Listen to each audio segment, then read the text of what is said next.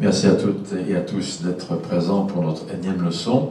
Je crois que vous avez bravé le virus et c'est une très très bonne chose. Alors, avant de commencer, j'aimerais rappeler à tous ceux qui nous regardent sur Internet, notamment sur YouTube, de bien, s'ils le veulent bien sûr, s'abonner. C'est-à-dire qu'en fait, quand vous voyez la vidéo, vous appuyez sur la petite cloche et sur l'abonnement. Donc, vous serez effectivement averti tout à fait et rapidement des leçons, des cours, des présentations qui sont ici données. Donc bienvenue ce soir, vous avez reçu un mail de ma part pour vous dire trois choses. Nous allons tout d'abord nous poser une question qui nous vient de Nouvelle-Calédonie, qui est une question de doctrine. La question est la suivante. Nous avons dit la dernière fois que l'expiation était rétroactive, donc elle rétroagissait dans les siècles, par-delà des siècles, n'est-ce pas?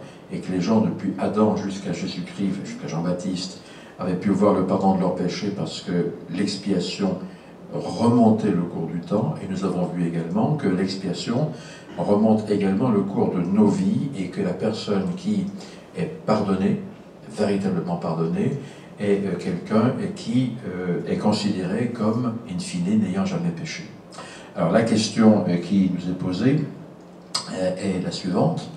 Si tel est bien le cas, comment interpréter dans cette optique la parabole du fils prodigue, qui est une parabole intéressante. Vous savez que le fils prodigue part, il revient sous des circonstances qui ne sont pas des circonstances volontaires, il revient parce qu'il n'a plus rien à manger, il se jette dans les bras de son père, le père se jette également dans les bras de son fils, et généralement on interprète cette parabole comme étant un signe d'amour du père qui pardonne à son enfant.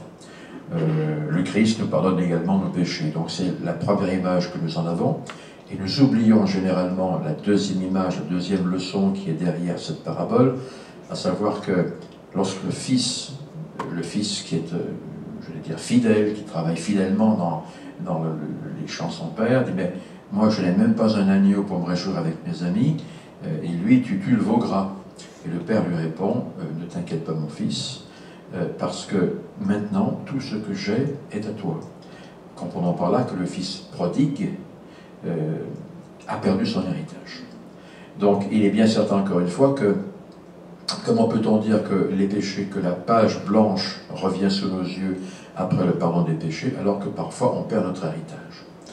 Alors, il faut, à mon sens, dire une chose et insister sur un fait, c'est que le fait de dire que nous avons nos péchés pardonnés par-delà le temps et que nous sommes considérés comme n'ayant jamais péché, ne signifie pas pour autant que nous regagnons les bénédictions que nous avons perdues. Et que le fils prodigue devra travailler d'arrache-pied pour se faire un héritage. Lorsque le père pardonne son fils, le fils prodigue, eh bien tout simplement, les péchés sont effacés, mais il n'a plus d'héritage. Il n'est pas dit qu'il n'aura plus d'héritage, il est simplement dit qu'il repart à zéro. Et il dit à son père, j'aimerais bien garder les cochons, et voilà. Donc, être ton serviteur. Donc, même si nos péchés sont pardonnés par rétroactivité, il ne faut pas oublier que nous devons travailler d'arrache-pied dans cette situation bien précise pour regagner notre héritage.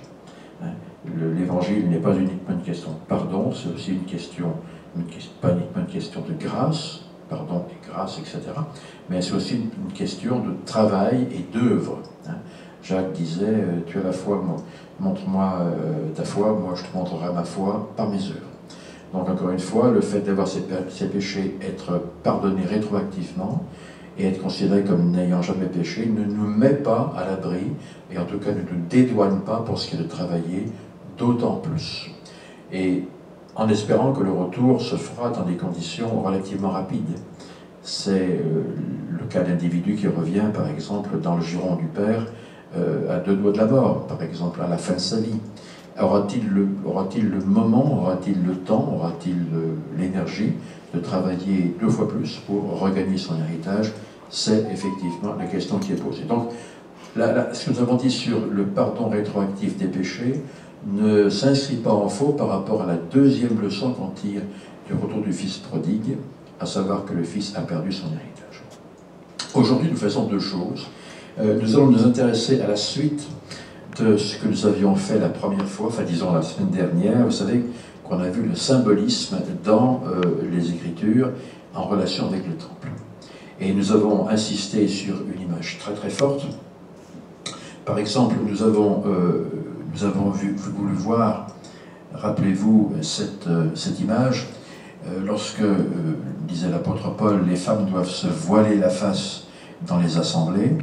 Eh bien, lorsque elles devaient donc se mettre un voile avant de parler, nous avons vu deux choses. Nous avons vu que le voile était composé d'une couronne et d'une pièce d'étoffe dont on se voilait le visage.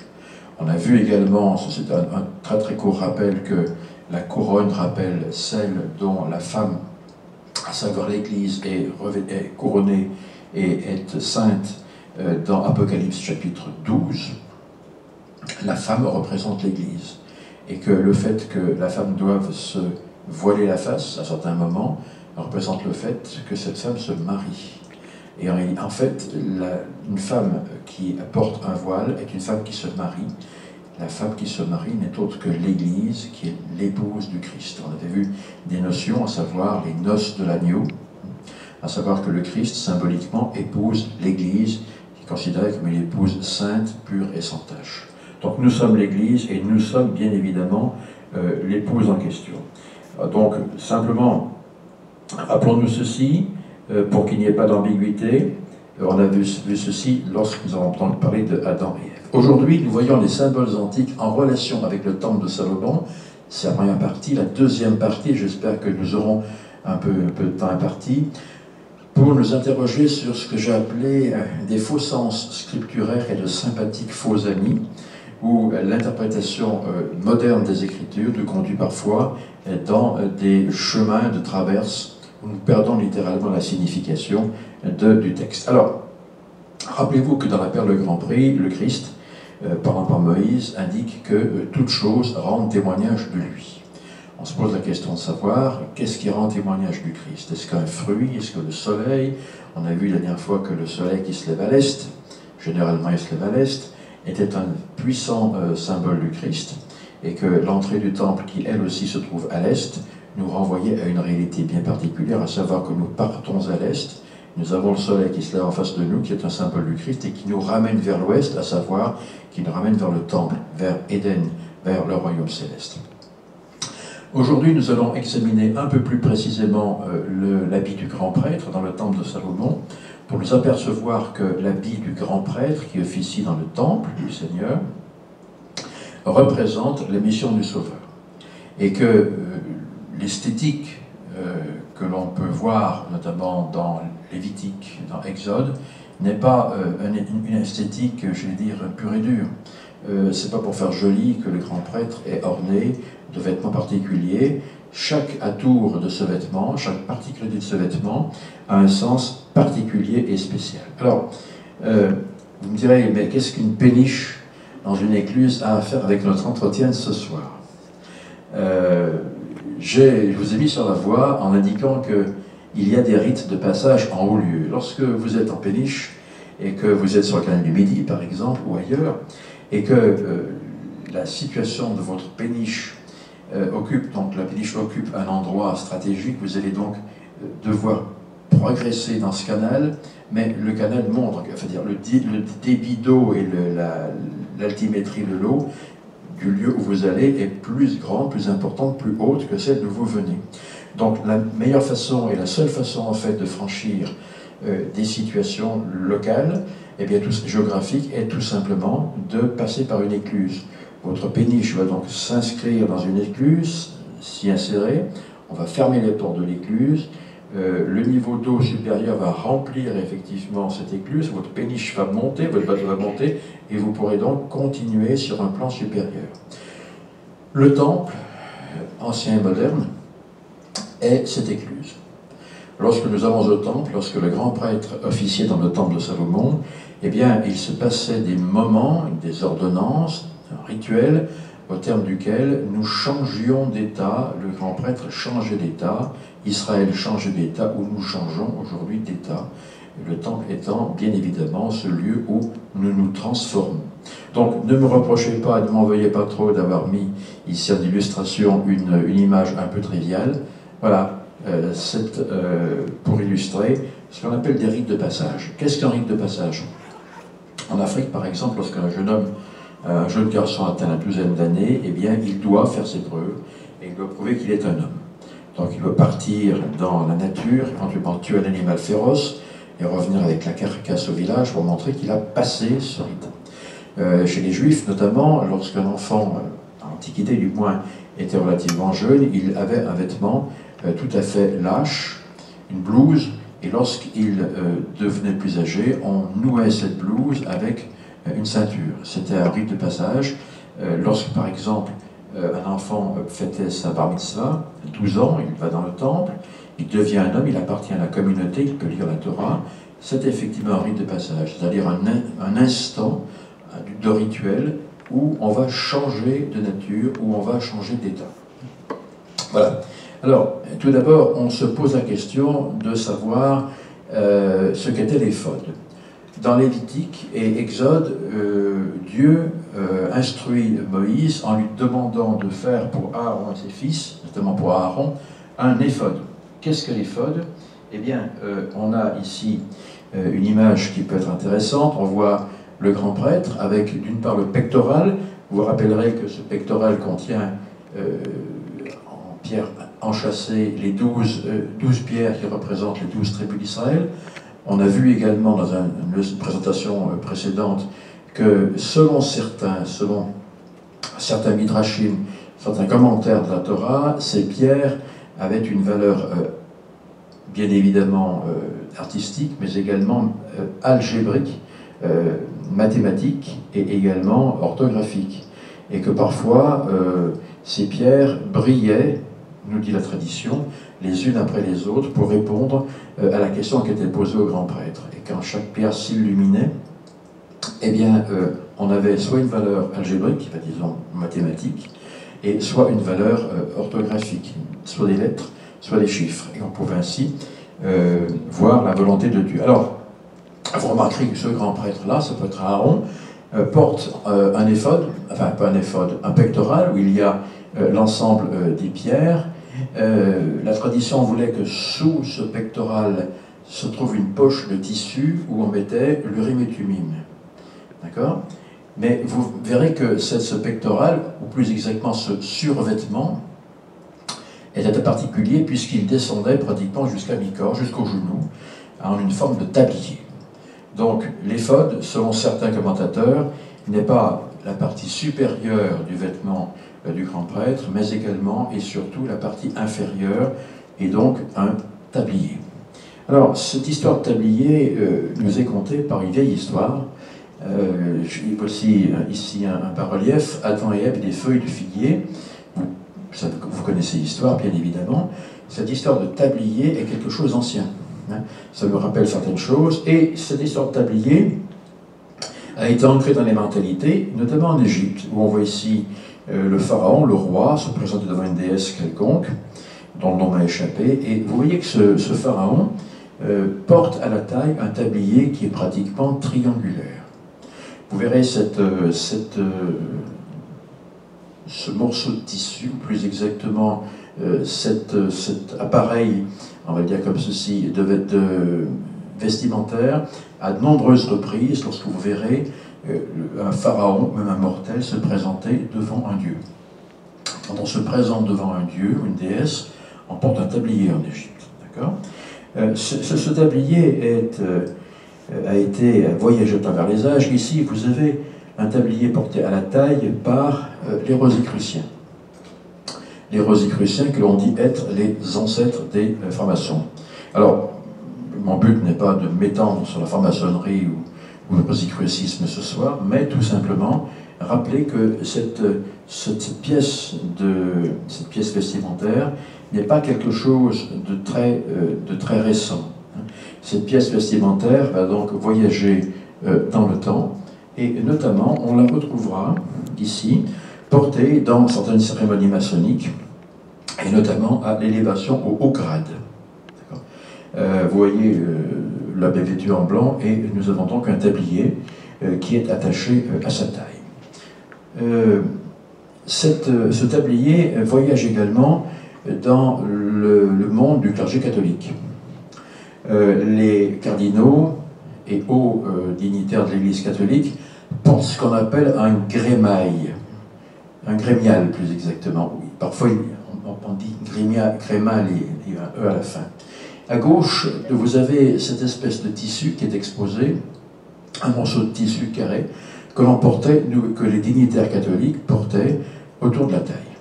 À droite, vous avez ce même grémial qui est présenté. Vous avez donc deux bandes de ruban ou de lacet dans la partie haute du grémial, et vous avez donc ce tablier blanc que les dignitaires catholiques portent ou portaient. Ils le portent, et vous savez que j'aime bien Benoît XVI, voilà, on le voit ici porter le grémial, qui est un tablier relativement intéressant, relativement long d'ailleurs, dans la liturgie catholique. Donc cette histoire de tablier n'est pas uniquement connectée avec Éden, n'est pas une invention moderne, c'est quelque chose de relativement ancien. Alors, on peut se poser la question, un tablier, tel que nous venons de le voir dans l'Antiquité, ça veut dire quoi? Quelle est la signification de ces tabliers que nous avons vus? Alors, j'ai intitulé « Tablier antique du péché à la consécration ». Quand on parle de tablier en Éden, on se rappelle que le livre de la Genèse et de la Perle de Grand Prix, notamment, nous dit que lorsque Adam et Ève ont pris du fruit, et ont ainsi désobéi à l'ordre qui leur a été donné de ne pas en prendre, eh bien, quelqu'un leur a demandé de faire des tabliers et de cacher ce qui était leur nudité. La Genèse en parle très libéralement, la Perle de Grand Prix confirme ce fait. Le tablier a été utilisé au Moyen-Âge par les constructeurs de cathédrales. Le tablier était un tablier en cuir, qui était donc noué autour de la taille, pour éviter que les parties vitales, en tout cas le ventre ou le bas-ventre, ne soient atteints ou blessés par des éclats de pierre. Quand on travaillait sur une pierre, n'est-ce pas, qu'on la brochait par exemple, on pouvait être sérieusement atteint, là où il ne fallait pas l'être. Donc le tablier était une protection, signifiait la protection par rapport au monde extérieur, et notamment par rapport au travail de sculpture et également de taille des pierres.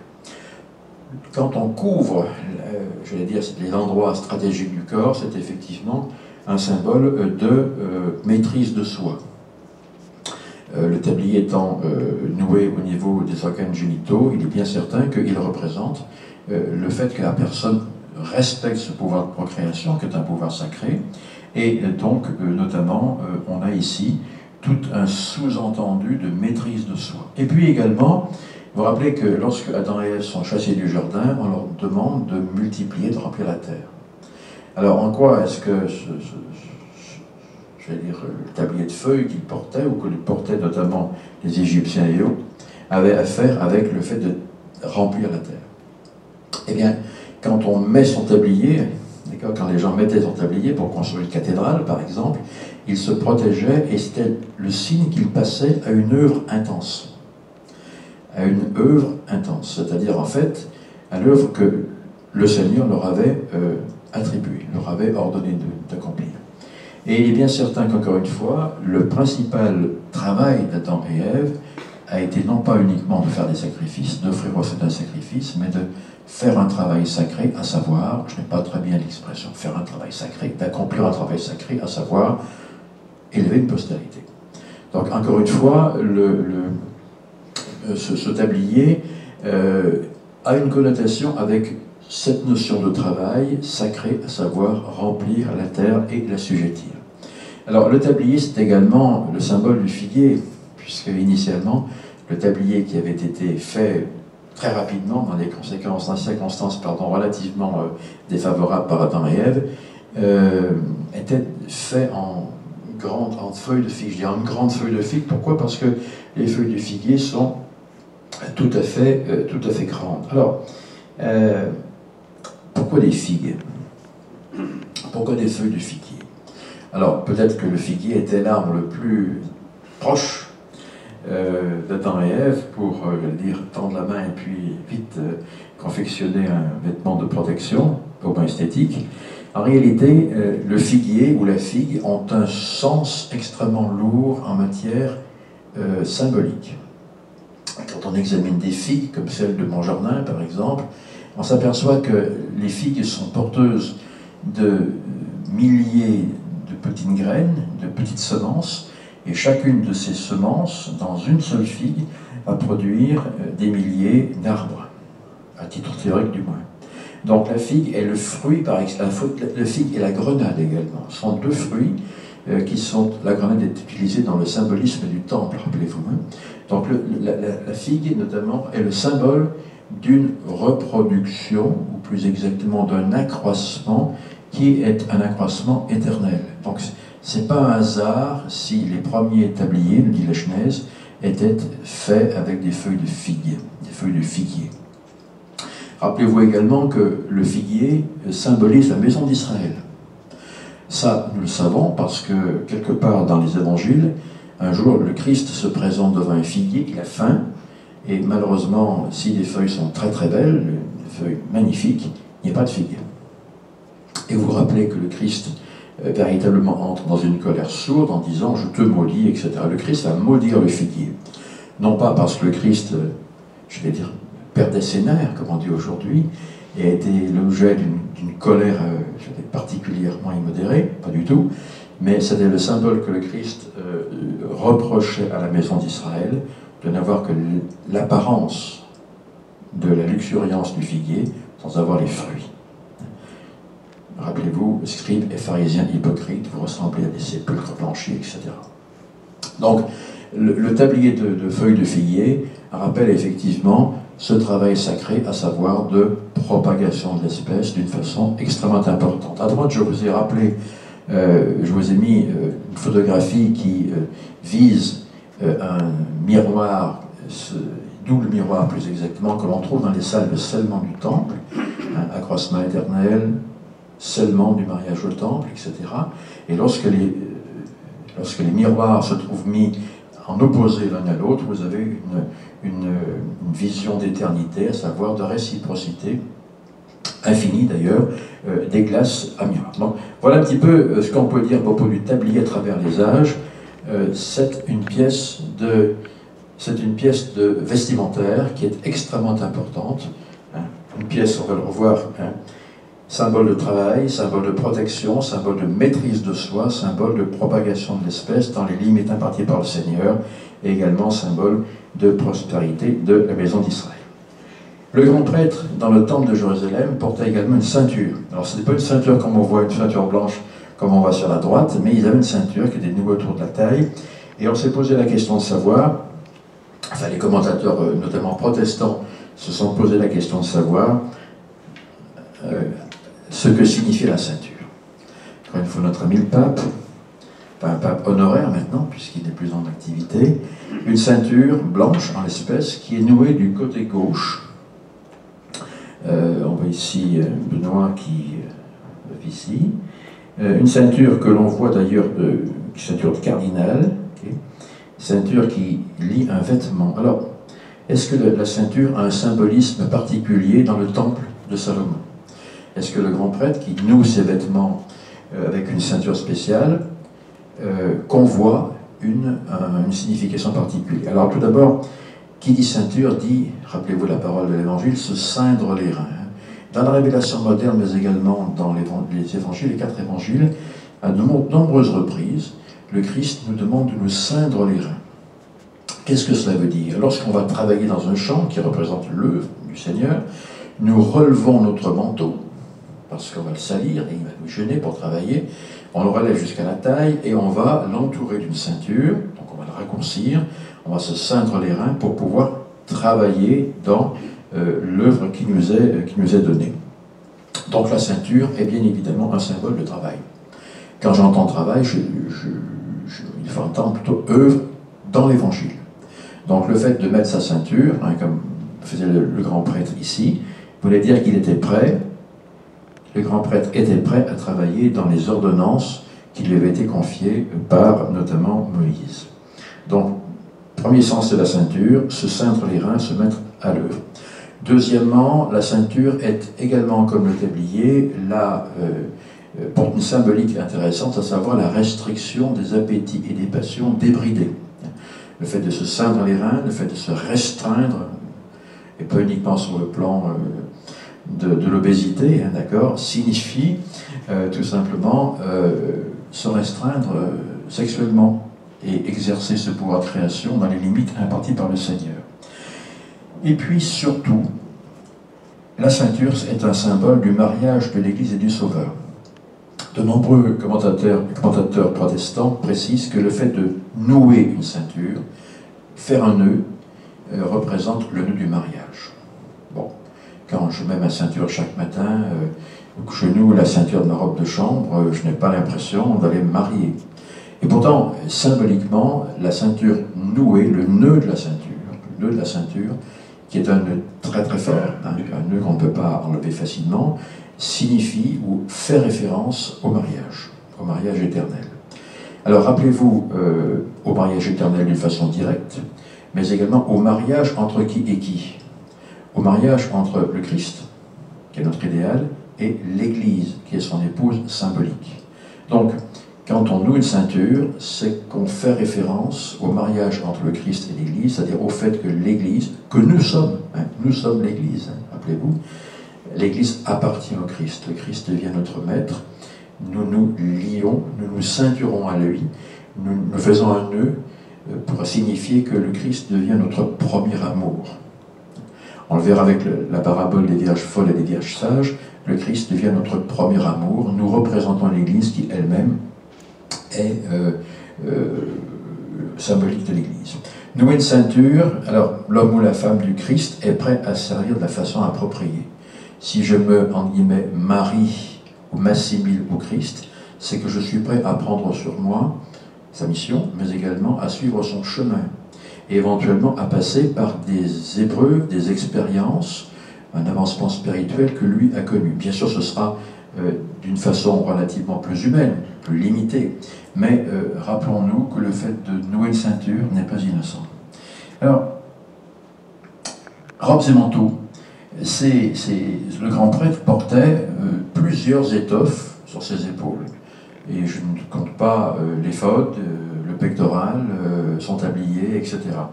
Mais est-ce que le fait de mettre une robe ou un manteau peut signifier que le grand prêtre passait par un rite de passage lui aussi? Oui, bien sûr. Alors, cette histoire de manteau, on l'a vu la dernière fois, est très riche.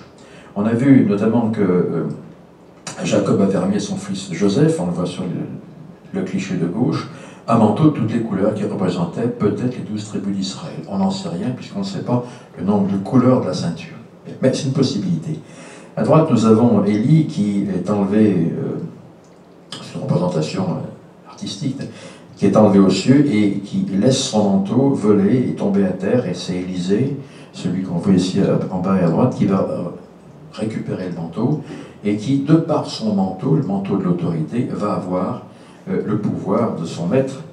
Le padawan devient l'égal de son maître. Alors, dans le temple de Salomon, on avait effectivement ces grands manteaux blancs que portait le grand prêtre sous l'éphod, le pectoral, etc., et les robes diverses. Les prêtres ordinaires ou les prêtres, les Kohanim qui n'étaient pas grands prêtres, Kohen Gadol, eh bien, portaient ce manteau blanc avec une ceinture. Alors, cette histoire de manteau nous est connue dans la Bible lorsque la femme, notamment qui a une perte de sang, touche le manteau du Christ et est guérie instantanément. Donc, vous voyez, ce sont de manteaux, de robes, c'est pas innocent tout ceci. À droite, nous avons le manteau du Christ que les Romains vont non pas se partager, mais se tirer au sort. Que veut dire revêtir une robe? Une robe blanche, bien évidemment. L'apôtre Paul nous invitait à revêtir Christ. Le fait de mettre un manteau sacramentel sur nous veut dire que nous allons revêtir la mission du Christ et prendre sur nous la mission du Christ. Alors, la blancheur, ben, c'est la pureté, bien évidemment. Dans l'enceinte du temple, tout est blanc, tout est beau, tout est pur, mais c'est également la maîtrise du mal. Il n'y a pas de tache, il n'y a pas de tache sur un manteau blanc. C'est également la blancheur d'un manteau ou d'une robe, signifie que nous sommes de nouveaux initiés. En latin, chez les Romains par exemple, celui qui était initié au mystère s'appelait un candidat.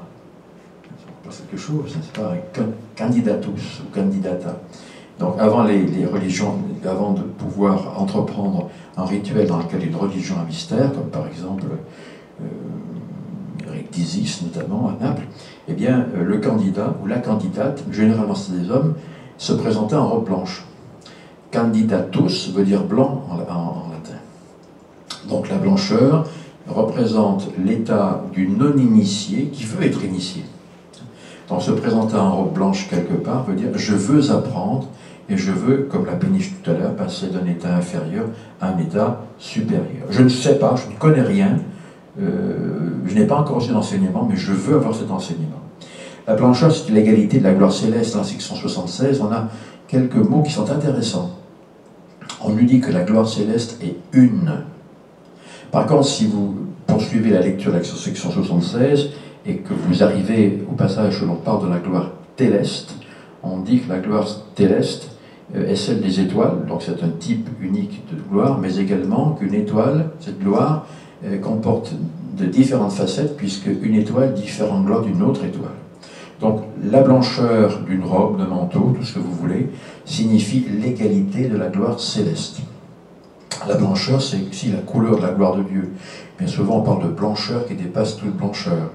Et puis, la blancheur, c'est l'autorité sans restriction qui vient du Christ. Alors, revêtir la mission du Christ, eh bien, nous devenons comme le Christ en épousant sa vie et en épousant littéralement la cause du Christ et sa vie, et en nous revêtant de quelque chose qui signifie ce que le Christ a fait pour nous. À savoir, nous allons progresser dans sa mission comme lui-même a progressé en allant au Père et en réalisant ce qui lui avait été conféré. Alors, il est important de comprendre qu'une robe, revêtir une robe, a une signification particulière. Quand je revêts une robe, je me couvre parce que j'ai froid, parce que je veux être, je vais dire, relativement bien séant, etc. La robe représente une étreinte. C'est comme si quelqu'un vous revêtait d'une étoffe en vous prenant dans ses bras. Donc le manteau, la robe, de tout temps, dans, je vais dire, tout le rituel juif notamment, signifiait que Dieu, la divinité, nous prend dans ses bras. Donc c'est important de savoir que quand on met sur soi une étoffe blanche notamment, cela signifie beaucoup de choses, on vient de les voir, mais également que Dieu nous prend dans ses bras. Et lorsqu'il nous prend dans ses bras, il nous prend dans ses bras à un certain moment, et vous remarquez, on l'a vu la dernière fois, que les bras et les mains du Seigneur, mais les bras et les mains de, on va dire, l'initié, celui qui arrive en présence du Christ, sont au même niveau. Donc on a un élément de filiation et un élément d'égalité. Encore une fois, l'étreinte que nous donne Dieu est un élément qui rappelle la filiation divine, notre filiation divine, et également l'égalité avec Dieu, à savoir, eh bien, tout simplement, la divinité. On parle de souliers, si vous le voulez bien, dans le temple de Jérusalem, les grands prêtres avaient des souliers. Vous vous rappelez cette phase où Moïse garde ses moutons, il est à Madian, dans le Sinaï, et il voit un buisson qui ne se consume pas. Il y va, il veut savoir ce dont il s'agit, et là, eh bien, tout simplement, il y a une vision. On ne sait pas exactement ce qu'il a vu, un ange, le Seigneur, peu importe, il voit quelque chose d'extraordinaire, et il y a un ordre qui descend du ciel, à savoir, ôte tes sandales, tes chaussures, car le lieu que tu foules est sacré. On voit ici cette mosaïque, je crois, oui c'est une mosaïque, où Moïse enlève ses souliers parce que il y a un sens particulier. Les Égyptiens également, lorsqu'ils pénètrent dans le temple, à Héliopolis, à Thèbes ou peu importe, portent des chaussures, des chaussons, quelque chose d'extrêmement épuré, et qu'ils vont enlever à certains moments, et qu'ils vont donc mettre à la place de leurs chaussures de ville, pourrait-on dire. Donc encore une fois, le fait d'enlever ses souliers dans un lieu saint n'est pas innocent et a une signification particulière. Exode chapitre 12, à propos de la Pâque, le Christ dit ceci, et quand vous le mangerez, on parle de l'agneau pascal,